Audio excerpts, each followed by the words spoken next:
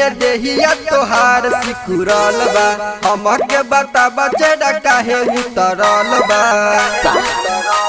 बताबो अरे का बता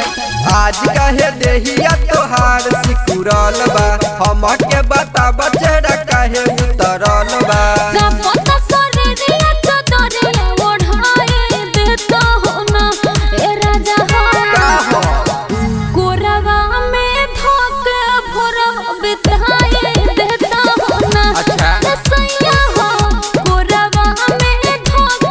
भोरा बिताए देता हो ना कोरवा में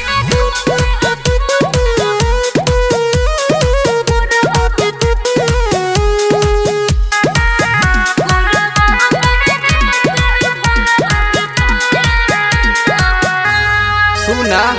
काटलू हो दिना जैसे काटा वैसे रात तनु गोरी अरे कैसे काटला ना सोचल जाई कालुए न पूछहु अभिमाना बा तनु गोरी बात बुझा अच्छा काटलू हो दिना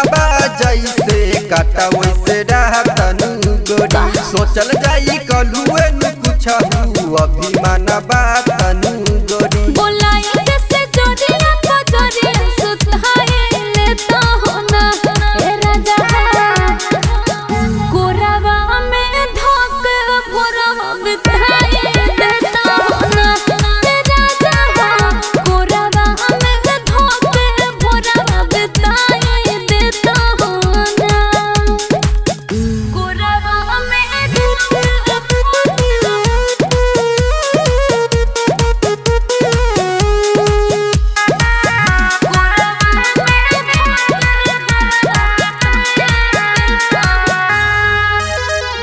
संजय संगम के झूठा तू तना करेलू बाराई सुना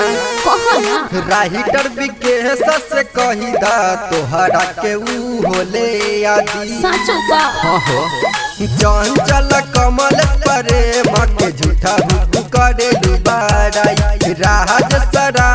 से कही दा तोहर के दिले आई सोना हमर फोन में ही तो लगाए देता हो ना ए राजा कोरवा में धोक भोरवा बिताए देता हो ना